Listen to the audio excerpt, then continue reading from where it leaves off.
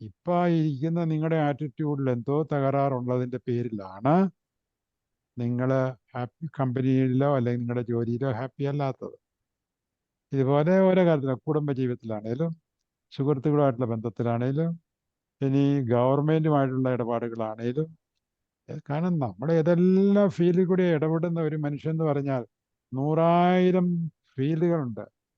കാരണം 24 മണിക്കൂർ എൻഗേജ്ഡാ. ഇനി നിങ്ങൾ കിടക്കുന്ന റൂമിലാണേലും റൂമിൻ്റെതായ ഒരു ആറ്റിറ്റ്യൂഡ്. നിങ്ങൾക്ക് രാത്രി വിശ്രമിക്കാൻ പറ്റിയ രീതിയിലാണോ നിങ്ങൾ റൂം സെറ്റ് ചെയ്തിരിക്കുന്നത്? കൊതുക് കയറാതെ നിങ്ങൾ അതിനുള്ള ആണ്. എന്തെങ്കിലും ആട്ടെ, കൊതുക് വരുമ്പോൾ അന്നേരം കാണാം. ഉറക്കത്തിൽ കൊതുക് വരുന്നൊന്നും നിങ്ങളറിയില്ല.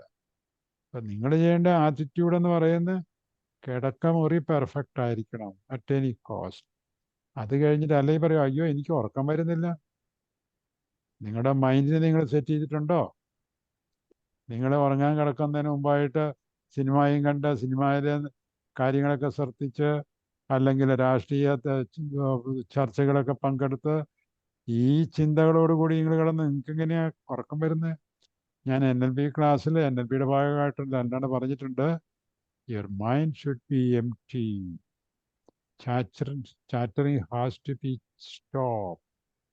എന്നിട്ട് നിങ്ങൾ നാളെ ചെയ്യാൻ പോകുന്ന കാര്യങ്ങൾ വിഷ്വലൈസ് ചെയ്തുകൊണ്ട് കിടക്കണം എന്നാണ് പറഞ്ഞിരിക്കുന്നത്. ഇതാണ് ആദ്യത്തെ ആറ്റിറ്റ്യൂഡ് എന്ന് പറയുന്നത്. മൈൻഡിനെ പ്രിപ്പയർ ചെയ്യുക.